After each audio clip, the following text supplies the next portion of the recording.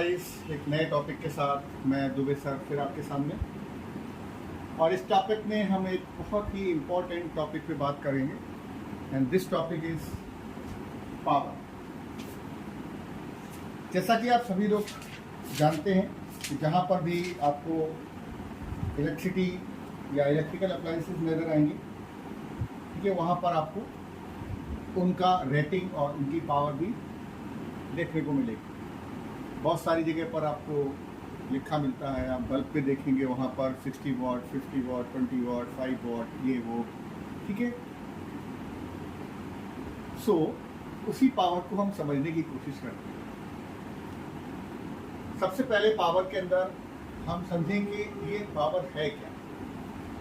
अलग अलग होता है। मैकेनिकल पावर होता है जिसको हम फोर्स के रिगार्डिंग निकालते हैं, और दूसरा पावर होता है electrical power. So in this topic we will talk about electrical power. Electrical power is basically rate of doing work is defined as power. जब हम इलेक्ट्रिकल पावर की बात करते हैं तो इलेक्ट्रिक डेफिनेट सी बात है, जहाँ पर इलेक्ट्रिसिटी का कंजप्शन हो रहा होगा वहाँ पर कुछ काम भी होगा उसकी वजह से, और उसी को हम इलेक्ट्रिकल पावर के फॉर्म में लिखेंगे। सो electrical power is electrical work done पर unit time.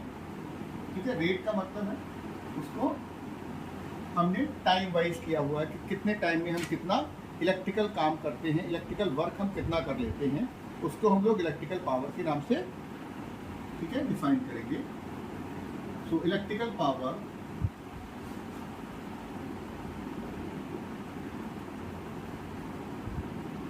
Equal to electrical work done upon time taken. हमने कितने टाइम में कितना इलेक्ट्रिकल काम किया उसको हम पावर करेंगे। सपोज आप बहुत सारे इंजन्स की बात जब करते हैं तो हर इंजन की अपनी एक पावर होती है। सबके यहाँ पर समरसेबल पंप होता है और उसकी एक पावर होती है, जनरेटर होते हैं उसकी एक पावर होती है, जो डीजल इंजन्स होते हैं सबकी एक अपनी पावर होती है। इसका मतलब ये हुआ कि वो एक यूनिट टाइम में कितना इलेक्ट्रिकल वर्क कर पाएंगे, इलेक्ट्रिसिटी को कितना कन्वर्ट कर पाएंगे यूजफुल वर्क में। ठीक है, एक्चुअली ये पूरा ट्रांसफॉर्मेशन है इलेक्ट्रिकल एनर्जी का इनटू वर्क में। तो इलेक्ट्रिकल पावर जो होता है इसको हम समझेंगे P से, इसे denoted by P, that is work W upon T। तो power is W upon T, यानी कि work done upon time taking.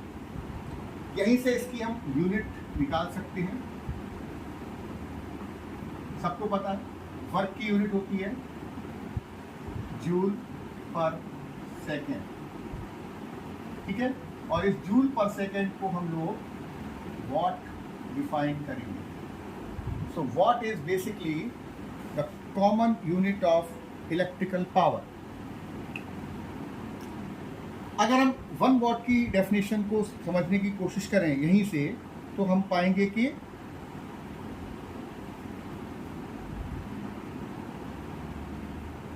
If 1 joule of work is done in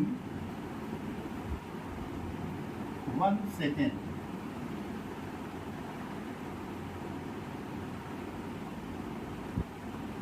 electrical power is said to be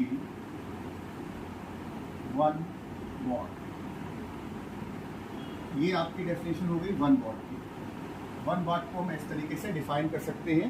if 1 joule of work is done in 1 second, then we can say electrical power is 1 watt.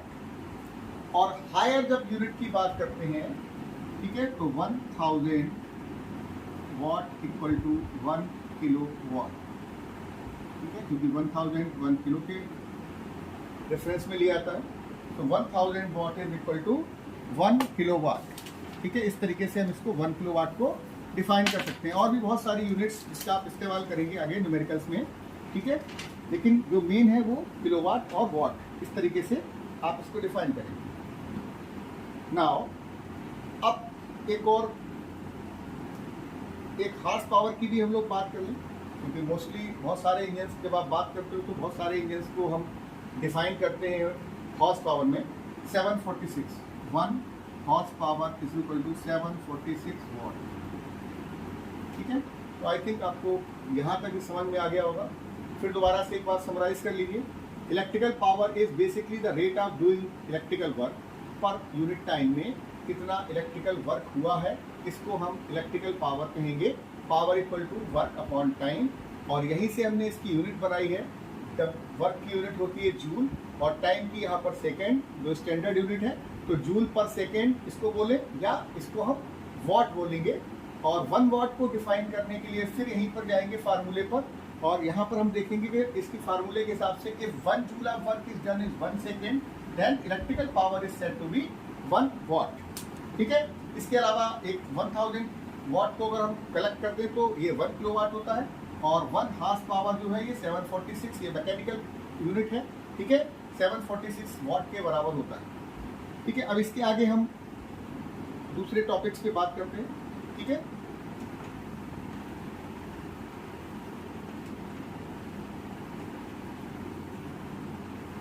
Now इस chapter में बहुत सारे आपको numericals देखने को मिलेंगे जो कि पावर के ऊपर बेस्ड हैं, और वो डेफिनेटली आपको एग्जाम में मार्क्स भी देते हैं।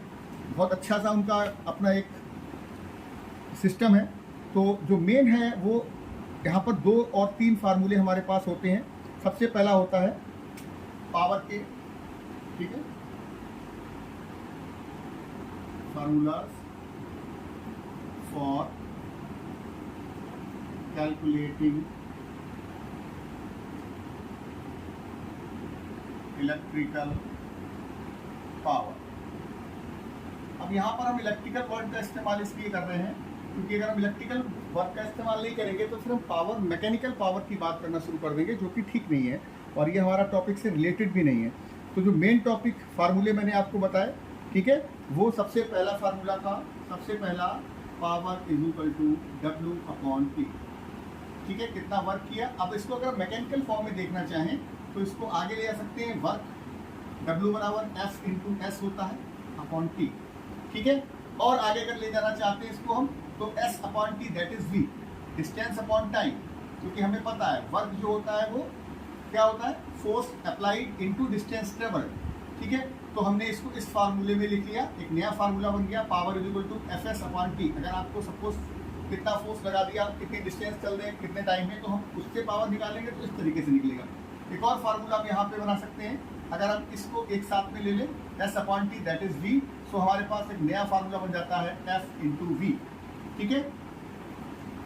तो इस पर थोड़ा सा अगर हम काम करेंगे अच्छे से, दूसरा फार्मूला जो होता है electrical formula, P is equal to V into I, ये आप देखेंगे ये पूरा इलेक्ट्रिकल जो भी क्वांटिटीज होती है उनके ऊपर डिपेंड है। अगर हम किसी मशीन का इलेक्ट्रिकल पावर जानना चाहते हैं, हमारे पास पोटेंशियल डिफरेंस है और करंट है, तो हम बहुत आराम से जान सकते हैं कि इसका कितना होगा। इसके अलावा एक फार्मूला होता है, तीसरा फार्मूला इसका P is equal to I square R, ठीक है। अगर आपको V नहीं दिया है, आपको रेसिस्टेंस दे रखा है, तो आप I स्क्वायर R फार्मूला लगाएंगे।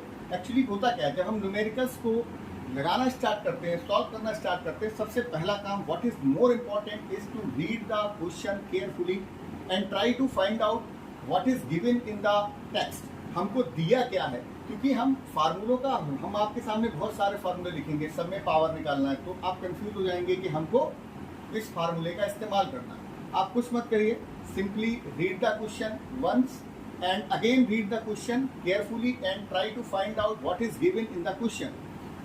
अगर आपको V और I दिया है तो आप ये वाला फार्मूला अप्लाई करेंगे, अगर आपको I और R दिया है तो आप ये वाला फार्मूला इस्तेमाल करेंगे, ठीक है। और एक और फार्मूला है fourth one, power is equal to V square upon are.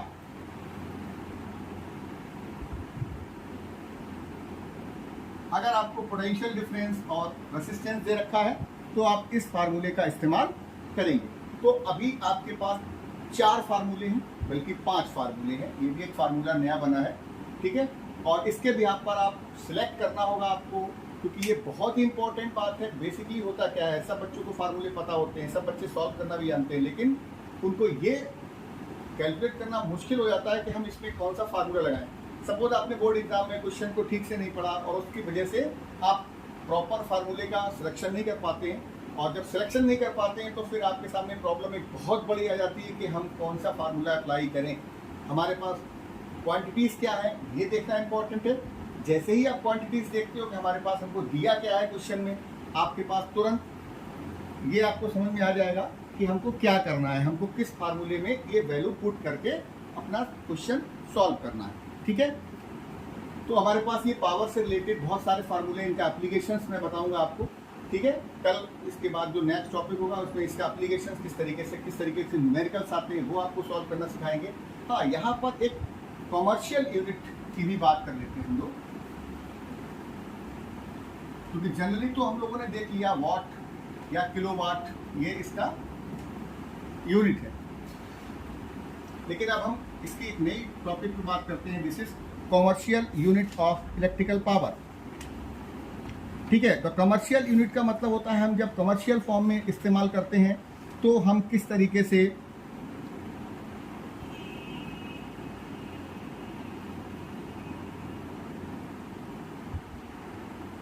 Commercial unit of electrical power.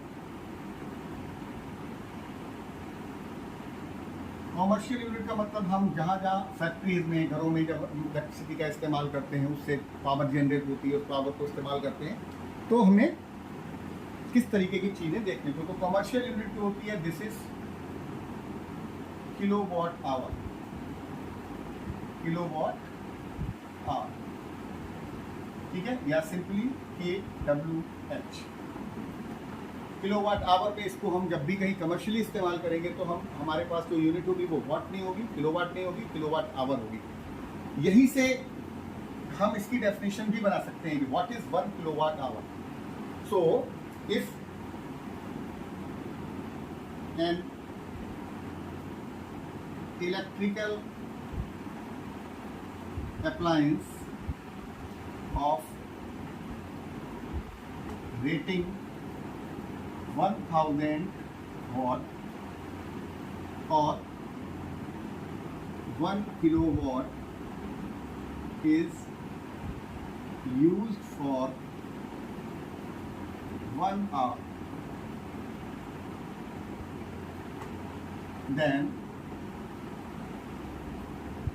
electrical energy consumed will be 1 kilowatt hour। Simple सी बात है, मैंने आपको बताया ये कमर्शियल यूनिट है। इसके डे टू डे लाइफ में हम लोग खूब इसको देखते हैं, समझते हैं, पता नहीं है आपको, लेकिन खूब आप अच्छे से जानते हो। 1 किलोवाट आवर को हमारे घरों में जब बिजली का बिल आता है तो हम लोग कहते हैं कितना यूनिट बिजली का बिल आया, यानी कि इतने किलोवाट आवर हमने बिजली अपने यहाँ इस्तेमाल की पावर को जनरेट करने के लिए। अलग अलग एप्लीकेशंस में, अलग अलग अप्लायंस में उसको हमने इतना कंजप्शंस किया, ठीक है। अगर हम इस किलोवाट आवर को फिर दोबारा से जूल में कन्वर्ट करना चाहें तो 1 kilowatt hour is equal to 3.6 into 10 to the power 6 joule, ठीक है। इसका न्यूमेरिकल्स में इस्तेमाल होता है। 1 kilowatt hour equal to 3.6 into 10 to the power 6 joule. So I think आपको समझ में आ गया होगा किलोवाट आवर क्या होता है। किलोवाट आवर को जनरली हम अपने घरों में यूनिट के नाम से जानते हैं, और 1 kilowatt hour is basically the electrical energy consume when 1000 watt rating electrical appliances use for 1 hour. Suppose आपके घर में आयरन होता है, प्रेस होता है, वो 1 किलोवाट का जनरली होता है और 1 घंटे तक अगर हम उस प्रेस को इस्तेमाल करते हैं तो आपका बिजली का बिल कितना आपने कंज्यूम किया है, वो आएगा 1 किलोवाट आवर। मतलब 1 किलोवाट आवर हमने इलेक्ट्रिकल एनर्जी कंज्यूम कर ली है। ठीक है। ऐसे अगर मान लिया आपका जनरेटर या जो भी कोई दूसरा अप्लायंस है वो 2 किलोवाट का है और हमने उसको 1 घंटे तक इस्तेमाल किया, तो वो कह सकते हो हमने 2 यूनिट इस्तेमाल किया इलेक्ट्रिक करंट का, या 2 किलोवाट आवर हमने इलेक्ट्रिकल एनर्जी को कन्वर्ट कर दिया। ठीक है। तो यहाँ पर इसके आगे हम नेक्स्ट टॉपिक में आपको इससे रिलेटेड बहुत सारे न्यूमेरिकल समझाएंगे। तो stay with me and enjoy.